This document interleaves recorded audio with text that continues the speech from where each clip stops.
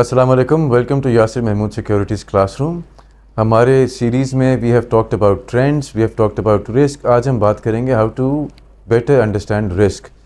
One of the best things about technical analysis in its simplicity is that it helps you understand risk. जब आप chart को देख रहे होते हैं तो आपको ज़्यादा अच्छी तरह समझ में आता है कि कितना रिस्क है इसमें। उससे आप स्टॉप लॉस लेवल्स आइडेंटिफाई कर सकते हैं। तो दो तरीके आज हमने देखने हैं मार्केट वोलेटिलिटी आइडेंटिफाई करने के। Volatility equals risk in a way. Volatility अच्छी भी होती है, वोलेटिलिटी बुरी भी होती है। जिन मार्केट्स में बिल्कुल वोलेटिलिटी नहीं होती वो डेड मार्केट्स कंसिडर होती है, उनमें ज़्यादा ट्रेडिंग भी नहीं होती। जिनमें बहुत ज़्यादा वोलेटिलिटी होती है उनसे लोग भाग जाते हैं। They are scared of such markets of getting scared. तो हमें वोलेटिलिटी मेजर करना, उसको अंडरस्टैंड करना बहुत ज़रूरी है।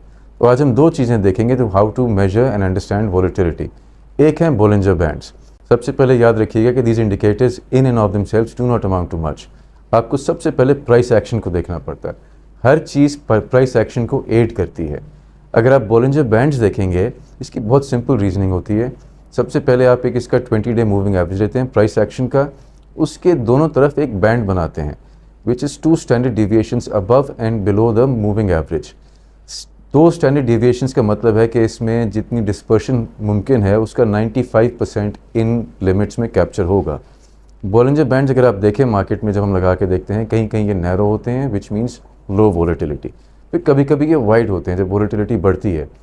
एक सिग्नल ये होता है मार्केट एक्शन का कि जब ये बैंड्स नैरो हो जाएं, इसका मतलब है कि अब ये किसी वक्त में वोलेटिलिटी बढ़ेगी and the market will snap either to the upside और द डाउन साइड।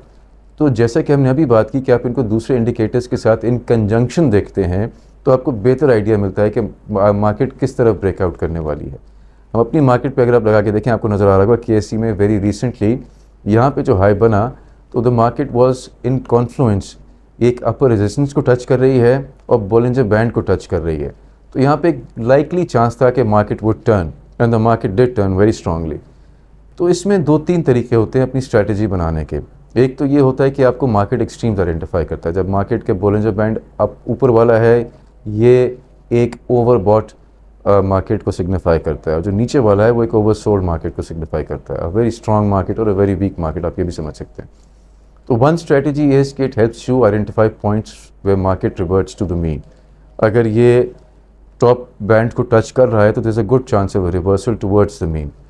तो जो स्विंग ट्रेडर्स होते हैं, जो डे ट्रेडर्स होते हैं, these indicators वोलेटिलिटी वाले are specially useful in commodity and currency markets. अब ये अक्रॉस द बोर्ड अप्लाई होते हैं, लेकिन जब ये बने थे तो ये ज़्यादा लिक्विड, ज़्यादा एक्टिव मार्केट्स में ज़्यादा अप्रोप्रिएट थे, जो कि करेंसी और कमोडिटी मार्केट्स हैं।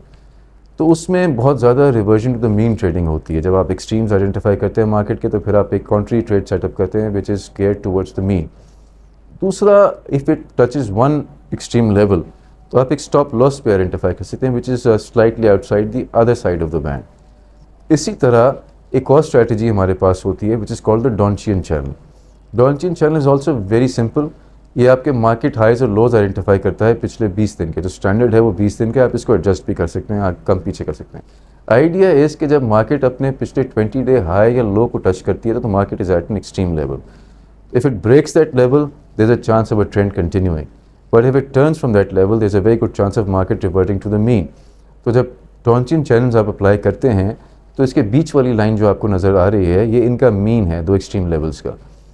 तो जब मार्केट किसी एक्सट्रीम पे जाती है तो आपको नज़र आता है कि उसमें often enough it reverts to the mean. What goes up has got to come down and the other way around. तो ये आपको again in conjunction with other indicators and specially the price level, सबसे important price level है। Price level highs and lows are the best and most instructive indicators of market movement. उनके साथ हम ये indicators apply करते हैं, जैसे हमने मूविंग एवरेजेस में देखा, डायरेक्शनल इंडेक्स में देखा, एवरीथिंग कॉम्प्लीमेंट्स मार्केट एक्शन। उसी तरह जब हमें वोलेटिलिटी का पता होता है तो हम we can take better inform decisions. हम बेहतर तरीके से देख सकते हैं। जब वोलेटिलिटी ज़्यादा होगी तो हमारे स्टॉप लॉसेस लूज होंगे, जब वोलेटिलिटी कम होगी तो हमारे स्टॉप लॉसेस टाइट होंगे। तो जहाँ पे हमने मार्केट को टर्न होते हुए देखा था, जहाँ पे रेजिस्टेंस और बोलिंजर बैंड को टच कर रही थी, तो अगर आप देखेंगे तो वहीं पे ये मार्केट उस रेजिस्टेंस लाइन को और डॉन्चियन चैनल को भी टच कर रही है। तो अगर हम इन मार्केट इंडिकेटर्स की कन्वर्जेंस को देखें तो हमें लग रहा था कि ये पॉइंट शायद ऐसा हो कि जहाँ पे मार्केट टर्न कर सकती है, और फिर वक्त ने बताया कि मार्केट ने वहाँ पे टर्न भी किया। Once again These indicators alone, without any complementary indicators, do not tell much. क्योंकि हर प्रोग्राम में हर ट्रेडर के पास यही एक सेट ऑफ इंडिकेटर्स आता है, वो ये वही वाली ट्रेडिशनल वैल्यूज़ को यूज़ करते हैं। तो आपको इनको यूज़ करना होता है मार्केट प्राइस एक्शन के साथ, आपको इनको यूज़ करना होता है डिफरेंट इंडिकेटर्स के साथ। They give you a better understanding of the market, specially market में वॉलेटिलिटी कितनी है, जो कि अगर आप मार्केट को क्लोजली नहीं देखेंगे और टेक्निकल्स के बगैर देखेंगे तो आपको थोड़ी सी ज़्यादा दिक्कत होगी उनको आइडेंटिफाई करने में। अगर आपको इसमें अच्छा लगा, if you have questions, please leave comments in our suggestions box. Thank you very much.